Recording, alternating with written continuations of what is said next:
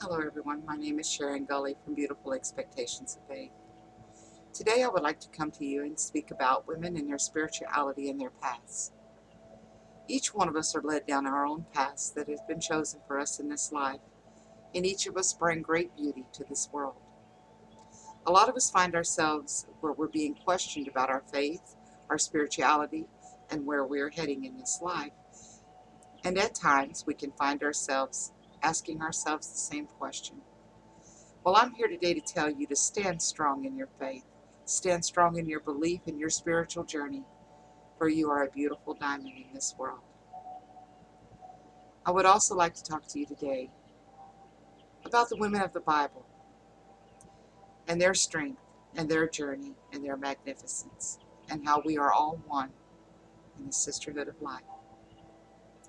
This kind of brings the story to me back several years ago. There was a feminist group that wanted to do just that. To Louisa May Alcott's treasured classic, Little Women. They said that it diminished young women. It played up to the weaker sex mentality and failed to empower girls to sculpt their dreams.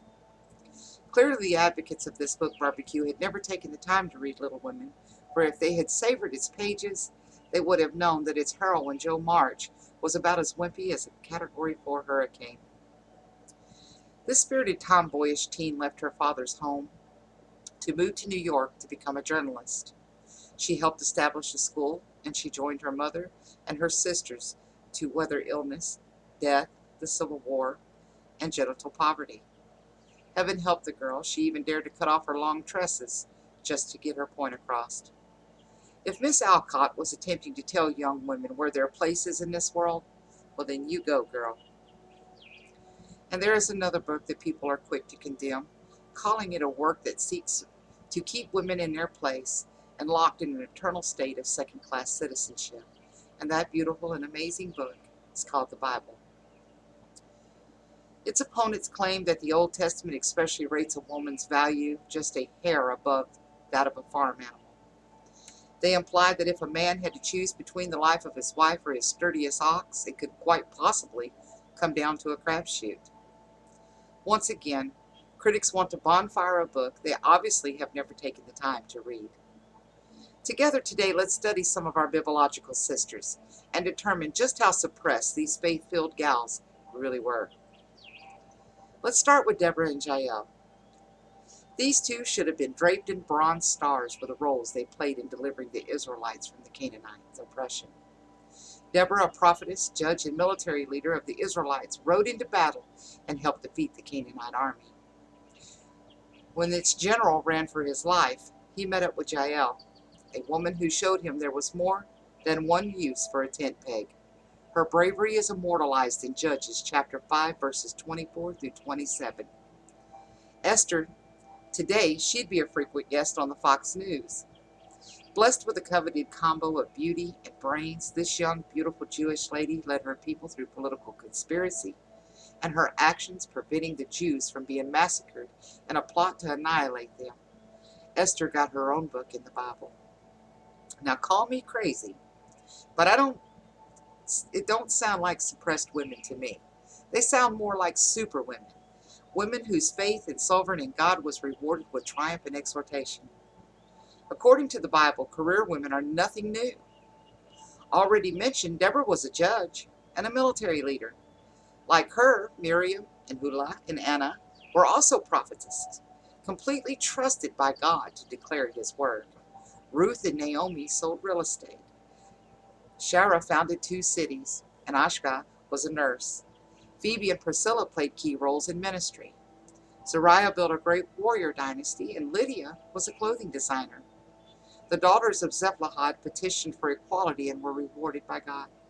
And let's not forget the many bibliological women who excelled in the most influential possession of all, motherhood. What does this tell us?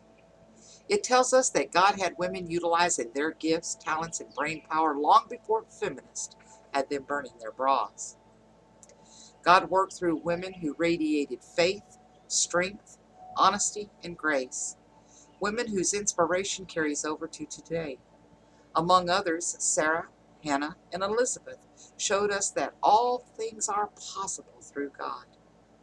Lee is comfort, teaching that God rains blessings even when the world is stingy with favoritism. Eunice, Timothy's mother, is a great model for raising children to know and serve the Lord.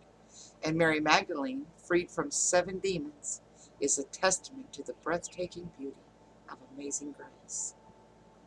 It's through such women that we can gather hope, that we can know there are solutions to our life situations if we seek God's will in it. So, the Bible author, a chauvinist? I think not. I think he a liberator. I think that better describes him. And in no greater way did he demonstrate this than by sending his Son into the world.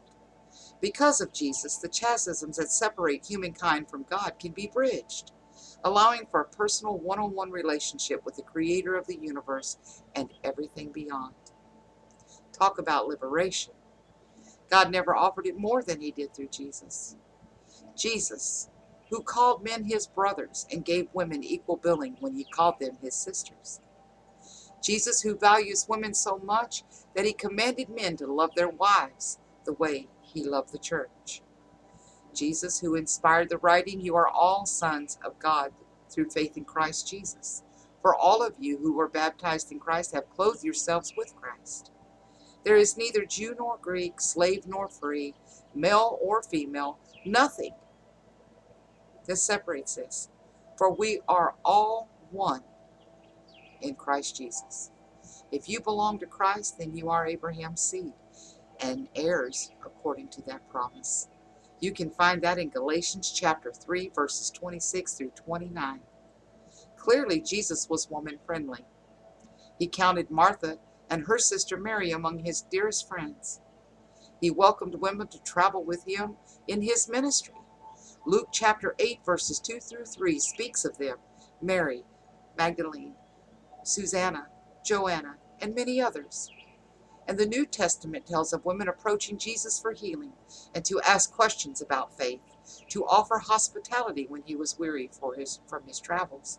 We must conclude then that Jesus' demeanor was approachable, that women knew they would not be set aside or ordered to pick up their scrub brushes and get back in their places, for God has a plan for us all. When Jesus was resurrected, he could have shown himself to any one of his choosing, his disciples, Pontius Pilate, or the most arrogant of the soldiers who carried out his crucifixion. But instead, the first person to see the risen Lord was Mary Magdalene. That's right. A woman was the first to say, "I have seen the Lord."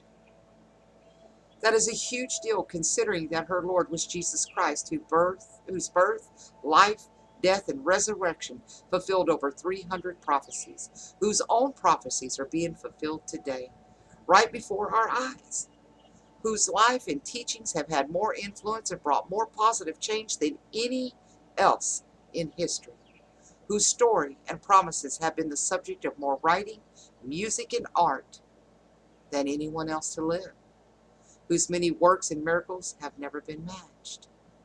Looks like to me God has worked through women at some of the most incredible moments in history. Looks to me like God has always come through for women, men, and anyone that seeks him.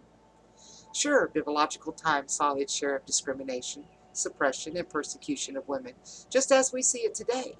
That, however, is not a God thing. It's a human thing. God has never been the one who had issues with anyone, though critics of his word say otherwise. I think the critics have issues with God, and that should disturb those of us that are seeking spirituality, who is seeking a higher path and seeking God, a God that recognizes everyone's worth. For those searching know that the God you desire is in here. He always has been, ready to touch every facet of your life and celebrate you as the diamond that you are. For I know the plans I have for you, declares the Lord. Plans to prosper you, not to harm you. Plans to give you hope and a future. Jeremiah chapter 29, verse 11. And if the Bible is attempting to show women where their place is in this world, well, you go, God. I hope this message has helped you today. Much love and light to you, my friends. And just keep moving forward and know the plan has already been laid. Namaste. And until we speak again, much love and light.